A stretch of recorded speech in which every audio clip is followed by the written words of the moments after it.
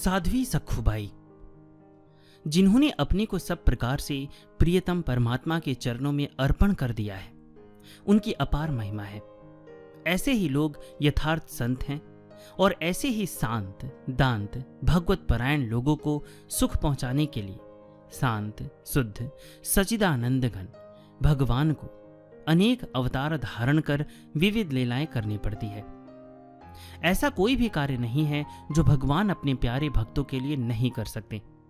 भक्तों को विपत्ति से मुक्त करने के लिए, भक्तों के अनोखे भावों की पूर्ति के लिए, भक्तों की महत्ता को बढ़ाने के लिए और भक्तों के मनोरंजन के लिए भगवान नीच से नीच कार्य करने में भी कोई संकोच नहीं करते।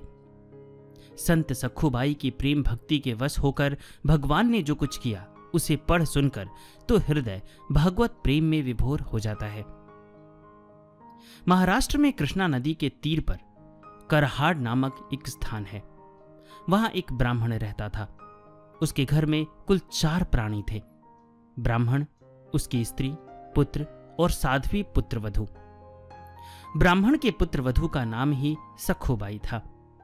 सखु जितनी अधिक भगवान की भक्त, सुशीला, विनम्र, आज्ञाकारिणी और सरल हृदया थी, उसकी सास उतनी ही अधिक दुष्टा, अभिमानी, कुटिला और कठोर हृदया थी। पति पुत्र भी उसी के दुष्ट स्वभाव का अनुसरण करने वाले थे। तीनों मानो एक ही माला के मणिये थे। वे अपनी शक्ति भर सखु को सताने में कोई बात बाकी नहीं रखते थे। सुबह से लेकर रात को सबके सो जाने के बाद तक सखु को घर के सारे काम मशीन की भांति बिना विश्राम करने पड़ते थे। सखु का शरीर शक्ति से कहीं अधिक परिश्रम करने के कारण अस्वस्थ हो गया था, परंतु वह काम करने में कभी आलस्य या कष्ट का अनुभव नहीं करती थी। उसने इसको अपना कर्तव्य ही मान रखा था। मन ही मन भगवान के त्रिभुवन मोहन स्वरूप का अखंड ध्यान और केशव, विट्ठल, राम, कृष्ण, गोविंद आदि नामों का प्रेम पूर्वक स्मरण करती हुई वह घर के काम काज को बड़े ही सुचारू रूप से किया करती थी। परंतु सास तो अपने स्वभाव से लाचार थी। दिन भर में 10-20 बार सखु को और उसके माँ बाप को गालियां सुनाए और 2-4 लात घूसे लगाए बिना उसे संतोष नहीं होता था। बिना कसूर मार और गालियों की बौछार सखु के हृदय में कभी कभी क्षण भर के लिए सूल की तरह चुभती थी, परंतु वह अपने शील स्वभाववश दूसरे ही क्षण उसे भूल जाती थी। सास के सामने वह कभी जबान नहीं खोलती। पति के सामने भी 2 बूंद आंसू निकालकर हृदय को शीतल करना उसके नसीब में नहीं था, क्योंकि वह भी अपनी माता के सदृश सखु पर सदा खड़गहस्त ही रहा करता था। अधिक क्या, निर्दय हृदय पिशाचिनी बुढ़िया सखु को पेट भर खाने को भी नहीं देती थी। घर में अनेक पदार्थ बनते और सखु को ही वे बनाने पड़ते। माता पिता और पुत्र सुखपूर्वक उनसे अपने पापी पेटों को भर लेते, परंतु सखु को तो 24 घंटों में वही एक वक्त बासी टुकड़े मिलते। इतना होने पर भी सखु अपने दारुण दुखों को भगवान का आशीर्वाद समझकर उन्हें सुख रूप में परिणत कर सदा प्रसन्न रहती। सखु की दशा पर गांव के स्त्री पुरुषों को तरस आता, परंतु वे भी बिना बात लड़ने को कमर बांधी रहने वाले ब्राह्मण ब्राह्मणी के डर से कुछ कह नहीं सकते। सखु मन ही मन भगवत कृपा का अनुभव करती हुई सोचती कि भगवान ने बड़ा ही अच्छा किया जो मुझे इस घर में भेजा।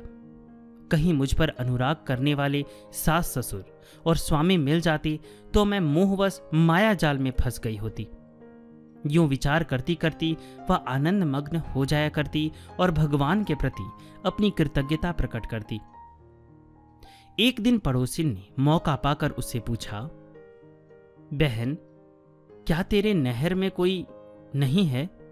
तू इतना दुख भोगती है, परंतु वे कभी तेरी खोज खबर ही नहीं लेते। सखु ने मुस्कुराते हुए कहा, मेरा नैहर पंढरपुर है और वह यहां से बहुत दूर है। मेरे माँ बाप श्री रुक्मणी कृष्ण हैं, उनके असंख्य संतान हैं।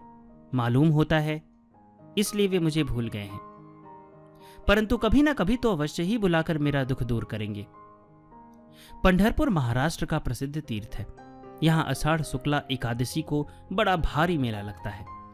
भगवान पंढरीनाथ श्री विट्ठल के दर्शनार्थ लाखों नर नारी दूर दूर से भगवान नाम कीर्तन करते हुए वहां आते हैं।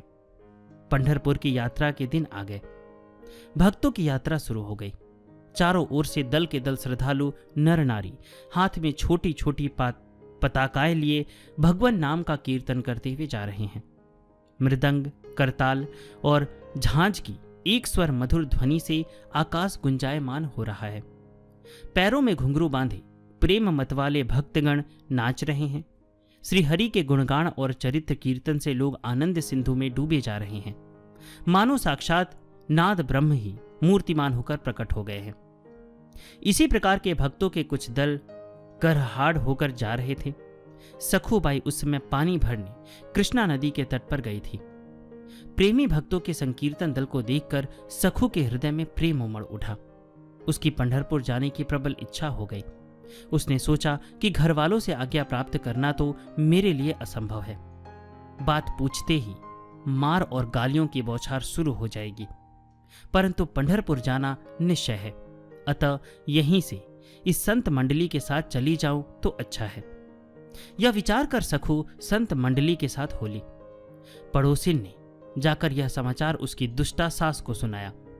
वह सुनते ही जहरीली नागिन की तरह फुफकार उठी और शिखा बढ़ाकर उसी समय लड़के को कृष्णा के किनारे भेजा। क्रोध से आग बबूला हुआ वह दौड़कर नदी तीर पर आया और सखू की चोटी पकड़कर उसे घसीटते एवं मारते पीटते घर ले आया। गालियों की पुष्पांजलि तो सारे रास्ते चढ़ ही रही थी। तीनों निर्दय हृदय मिलकर सोचने लगी कि यह तो बिल्कुल बेकाबू हुई जा रही है। अब मामूली मारपीट से काम नहीं चलेगा। यह सीधी राह से मानने वाली नहीं। मारपीट तो उनके मन सीधी राह थी। अंत में उन्होंने निश्चय किया कि अभी पंढरपुर की यात्रा 2 सप्ताह तक जारी रहेगी, इसलिए इस बीच इसे जकड़कर खंभे से बांध रखना चाहिए और खाने को रोटी बिल्कुल नहीं देनी चाहिए। ऐसा करने पर यह जरूर सीधी हो जाएगी। निश्चय के अनुसार ही काम भी तुरंत किया। उन्होंने मिलकर सखू को बड़ी ही निर्दयता से बांध दिया। रस्सी से इतने जोर से खींचकर बांधी गई कि सखू के सूखे शरीर में उससे गड्ढे पड़ गए। सखू का शरीर बंध गया, परंतु उसके मन को कोई नहीं बांध सका। वह तो सारे बांध तुड़ाकर पहले ही भगवान के चरणों तक पहुंच चुका था। द्वापर युग की बात है। ब्रजभूमि के अंदर विद्यामद में चूर एक याज्ञिक ब्राह्मण ने भी अपनी साध्वी पत्नी को इसी प्रकार श्री कृष्ण दर्शनार्थ जाने से रोककर कोठरी में बंद कर दिया था, परंतु उसका मन भगवान में लग चुका था। इससे वह अपने शरीर को वहीं छोड़कर सबसे पहले श्री हरि से जा मिली थी। कुछ दिन पहले इसका वीडियो भी आ चुका है, तो मैं डिस्क्रिप्शन में लिंक दे दूंगा, अगर आप चाहें तो वो भी सुन सकते हैं। आज सखू भी बंद कर कुछ भी दुख का अनुभव नहीं करती हुई भगवान से कहती, भगवान कृपा करो, मैंने अपने को तुम्हारे चरणों से बांधना चाहा था, परंतु बीच में ही यह नया बंधन कैसे हो गया। क्या इन नेत्रों से तुम्हारे पंढरपुर रूप के दर्शन नहीं होंगे? प्रभु, मुझे मरने की चिंता नहीं है, न मुझे कोई कष्ट ही है। एक बार ये नेत्र तुम्हारा चरण दर्शन कर कृतार्थ होना चाहते थे। इतना होने पर प्राण निकलते तो इनकी इच्छा पूर्ण हो जाती। हे मेरे जीवन धन, हे जगजीवन, तुमसे कुछ भी छिपा नहीं है। मेरे तो माँ बाप, भाई बहन, इष्ट मित्र जो कुछ हो तुम ही हो। मैं भली बुरी जो कुछ हूं तुम्हारी ही हूं। क्या मेरी इतनी सी भी बात नहीं सुनोगे दया में? भक्त के अंतःस्थल की सच्ची पुकार कभी व्यर्थ नहीं जाती, कभी नहीं। भगवान सब सुनते हैं, परंतु नकली पुकार का जवाब नहीं देते। असली पुकार चाहे जितनी धीमी हो, वह त्रिभुवन को भेद कर भगवान के कर्ण छिद्र में तुरंत प्रवेश कर जाती है और उनके हृदय को उसी क्षण द्रवीभूत कर देती है। सखू की आर्त पुकार से भगवान का आसन हिल गया। नाथ के मुख मंडल पर उद्विग्नता छा गई। जगजननी रुक्मणी जी भगवान के उदासी का कारण जानती है। सदा प्रसन्न रूप श्रीहरि के उदास होने की किसी भी अवस्था में कोई संभावना नहीं, परंतु जब कोई भक्त उदास होता है तो उसकी उदासीन का हूबहू चित्र उनके मुखमंडल पर तुरंत खिंच जाया करता है। इसी से देवी ने पूछा, भगवान, आज किस भक्त की बुलाहट है? किस भक्त को आज दुष्टों ने सताया है? भगवान बोले, प्रिय, अधिक बात करने का समय नहीं है। सखुबाई नामनी मेरी एक भक्त है। वह हमारे दर्शनार्थ पंढरपुर जा रही थी। उसकी दुष्ट सास और पति ने उसे बांध रखा है। मुझे तुरंत वहां जाना है। भगवान का कहीं जाना आना कैसा? यह तो भक्तों के साथ उनका विनोद है। जहां प्रेम होता है वहीं प्रेमी प्रभु प्रकट हो जाते हैं। बस सुंदर स्त्री का रूप धारण कर भगवान उसी क्षण सखू के पास जा पहुंचे और बड़ी ही मधुर वाणी से बोले, बाई, मैं पंढरपुर जा रही हूं, क्या तू वहां ना चलेगी? सखू ने उदास होकर कहा, जाना तो चाहती हूं, परंतु कैसे जाऊं? मैं तो यहां बंध रही हूं। मुझ पापिनी के भाग्य में पंढरपुर की यात्रा कहां है? स्त्री रूपी भगवान ने कहा, बाई, मैं तेरी सदा की सहचरी हूं। तू उदास क्यों हो रही है? तेरे बदले मैं यहां बंध जाऊंगी। तू चिंता ना कर। सखुबाई बदले में कुछ कहने ही नहीं पाई कि भगवान ने उसके बंधन खोल दिए और देखते ही देखते उसे पंढरपुर पहुंचा दिया। ओह, आज सखु के सौभाग्य का क्या ठिकाना है। स्वयं नारायण अपने हाथों उसे बंधन मुक्त कर रहे हैं। आज सखु का केवल यही बंधन नहीं खुला, उसके सारे बंधन सदा के लिए खुल गए। वह मुक्त हो गई। धन्य भगवान। प्रेम पास में बंधे हुए भगवान सखु का स्वरूप धारण कर उसकी जगह स्वयं बंध गए। जिनके नाम स्मरण मात्र से माया के दृढ़ बंधन पटापट टूट जाते हैं, आज वही सच्चिदानंदनगण भक्त के लिए स्वयं बंधन स्वीकार करते हैं। एक दिन आप यशोदा मैया के द्वारा उखल में बंधे थे। प्रेममयी गोपिकाओं ने तो ना मालूम कितनी बार आपको बांधा था, परंतु आज का यह बंधन सबसे अनोखा है। वहां तो आप बालक बने थे, सबको तंग करते थे, तब बंधना पड़ा था। यहां तो अपनी भक्त सखुबाई के लिए सखुबाई बनकर बंधना पड़ा है। भक्त प्रेमाधीन होकर आपको सब कुछ करना पड़ता है।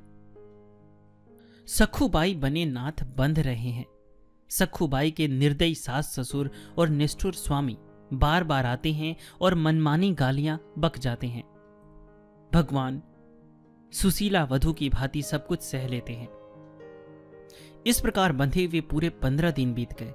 सास ससुर का मन तो इतने पर भी नहीं पसीजा, परंतु सखु के पति के मन में यह विचार आया कि पूरे 2 सप्ताह इसको बिना अन्न जल ग्रहण किए बीत गए हैं। कहीं बंधी की बंधी ही मर गई तो मुश्किल होगी। हम अपनी करतूतों से गांव भर में प्रसिद्ध हो चुके हैं। ऐसा कौन है जो मेरी और मेरे माँ बाप की काली कीर्ति न सुन चुका हो? यह मर गई तो दूसरा विवाह होना असंभव ही है। हजारों रुपए देने पर भी कोई अपनी लड़की देने को राजी ना होगा। इन सब स्वार्थ के विचारों के साथ ही बंधी हुई इस सखु के पास जाने से कई बार उसके मन में कुछ आकर्षण भी हो गया था। सखु रूपी भगवान के उदास मुखमंडल को देखकर उसके हृदय में दया उत्पन्न हो गई और उसे अपनी क्रूर करतूतों पर पश्चाताप होने लगा था। अब उससे नहीं रहा गया। उसने आकर सारे बंधन काट दिए और बड़े ही मीठे वचनों से सांत्वना देने लगा। उसने कहा, प्रिय, मैं बहुत ही निष्ठुर हूं।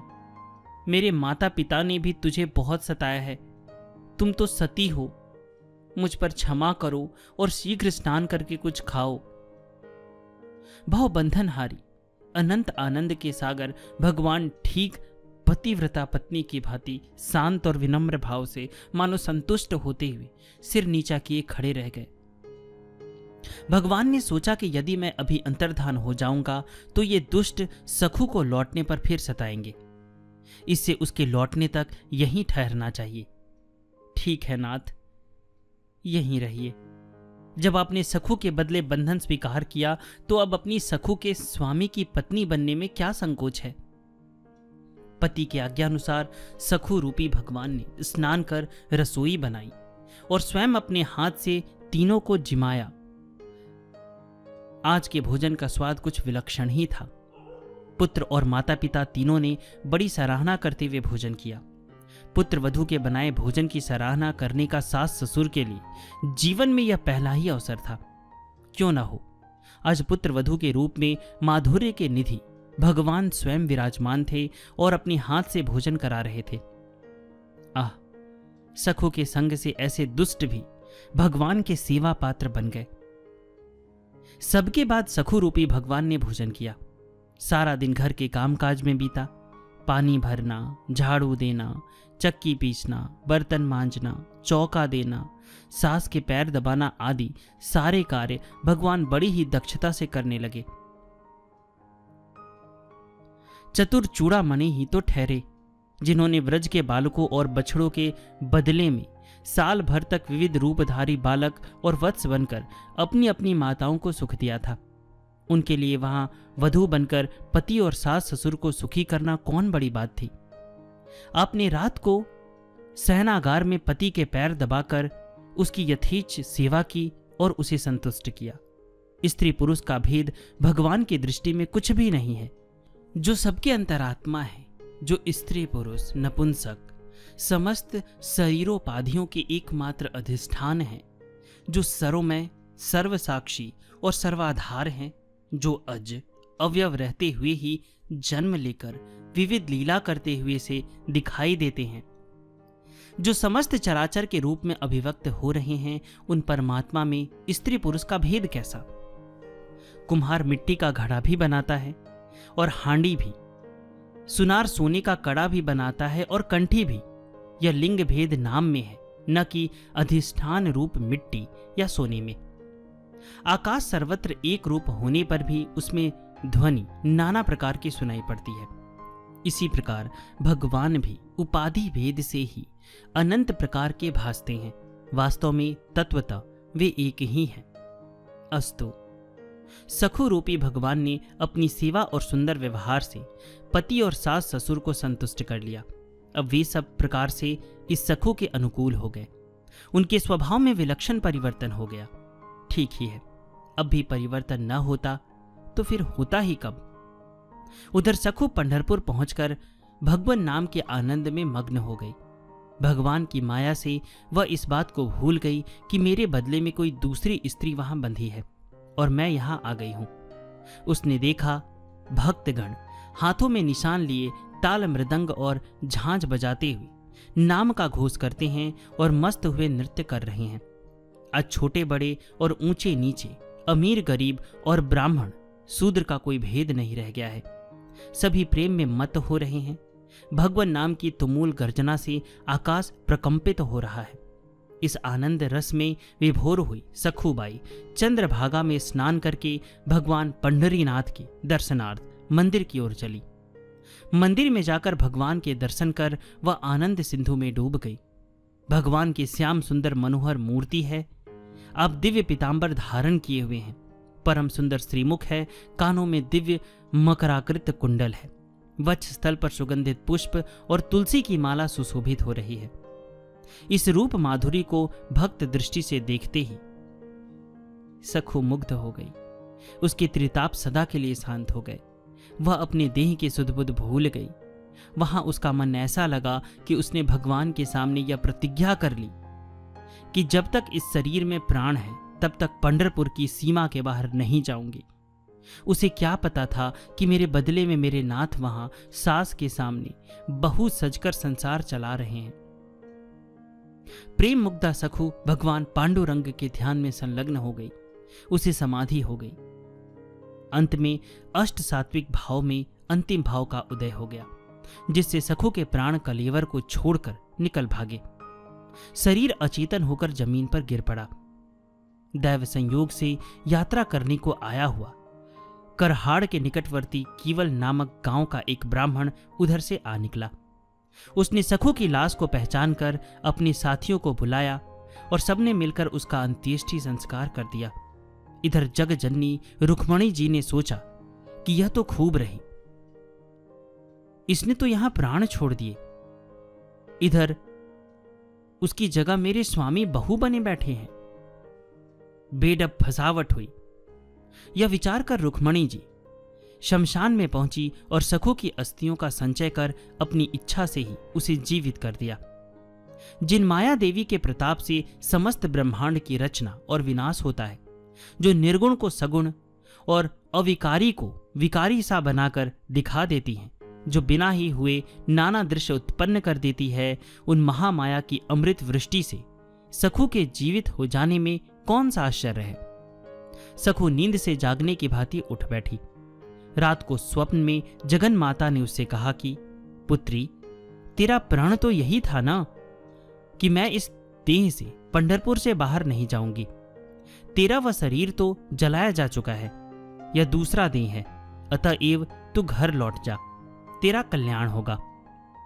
इस आदेश को पाकर सखू 2 दिन बाद यात्रियों के साथ करहाट लौट आई। सखू का आना जानकर सखू वेशधारी नारायण पानी का घड़ा लेकर घाट पर चले आए और पूर्व परिचित सखी का वेश धारण कर सखू से जा मिले। उन्हें देखते ही सखू को सारी बातें याद हो आई। वह पश्चाताप और कृतज्ञता प्रकट करती हुई चरण पकड़कर बोली, बहन, तुम्हें बड़ा कष्ट हुआ होगा। तुम मेरे बदले बंधन में रही, मैंने तो तुम्हारी ही कृपा से भगवान के दर्शन किए हैं। तुम्हारे उपकार का बदला नहीं चुका सकती। 2-4 मीठी मीठी बातें बनाकर भगवान ने कहा कि ले, यह घड़ा तू ले जा, मैं जाती हूं। इतना कहकर वे तो अदृश्य हो गए। सखू घड़ा उठाकर घर पहुंची और स्वाभाविक ही अपने घर के काम में लग गई। सास ससुर और स्वामी के स्वभाव में विचित्र परिवर्तन देखकर उसे बड़ा आश्चर्य हुआ। दूसरे दिन केवल गांव का वह ब्राह्मण सखू के मरने का समाचार सुनाने करहाट आया। उसने सखू के घर पहुंचकर सखू को घर का काम करते देखा तो उसके आश्चर्य का पार नहीं रहा। वह सखू के ससुर को बाहर बुलाकर कहने लगा, तुम्हारी बहू तो पंढरपुर में मर गई थी, उसे तो हम जलाकर आए हैं। यहां उसे तुम्हारे घर में काम करते देखकर मुझे बड़ा आश्चर्य हो रहा है। कहीं प्रेत होकर तो वह यहां नहीं आ गई। सखू के ससुर और पति ने कहा कि वह पंढरपुर गई ही नहीं, तुम भूल से ऐसा कहते हो। आखिर ब्राह्मण के बहुत कहने पर ससुर ने सखू को अपने पास बुलाकर पूछा कि बहू, तुमको तो हमने यहां बांध रखा था, ये कहते हैं कि तुम पंढरपुर में मर गई थी, यह कैसी बात है। सखू ने कहा, मेरी ही जैसी एक स्त्री यहां आकर स्वयं बंध गई थी और मुझे छुड़ाकर वहां भेज दिया था। मैं पंढरपुर जरूर गई थी और वहां एक दिन मुझे बेहोशी भी हुई थी। पीछे स्वप्न में मालूम हुआ कि मैं मर गई थी, परंतु माता रुक्मणी जी ने मुझे जिंदा किया। यहां लौटने पर वह स्त्री कृष्णा नदी के घाट पर मुझे घड़ा देकर चली गई। हो न हो वह मेरे नाथ श्री पांडुरंग ही थे। आप लोगों का बड़ा सौभाग्य है जो आपने उनके दर्शन पाए।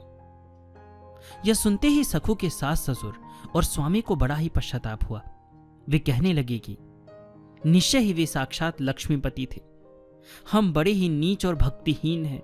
हमने उनको न पहचान कर व्यर्थ ही बांध रखा और उन्हें न मालूम कितने कलेश दिए। तीनों का हृदय शुद्ध हो ही चुका था। अब वे भगवान के भजन में लग गए और सखू का बड़ा ही उपकार मानने लगे। भगवान भक्तों के लिए क्या नहीं करते। सच्चा प्रेम होना चाहिए, फिर भगवान के वश होते तीर नहीं लगती। वे ना जाति कुल देखते हैं और ना ऊंच नीच कार्य का विचार करते हैं। वास्तव में भगवान और भक्त में कोई भेद नहीं है। वह विश्वव्यापक सच्चिदानंद जगदीश्वर ही भक्त रूप में विचरते हैं और असंख्य अज्ञानी जनों को भक्ति के सुख में मार्ग पर लाकर उनका उद्धार कर देते हैं।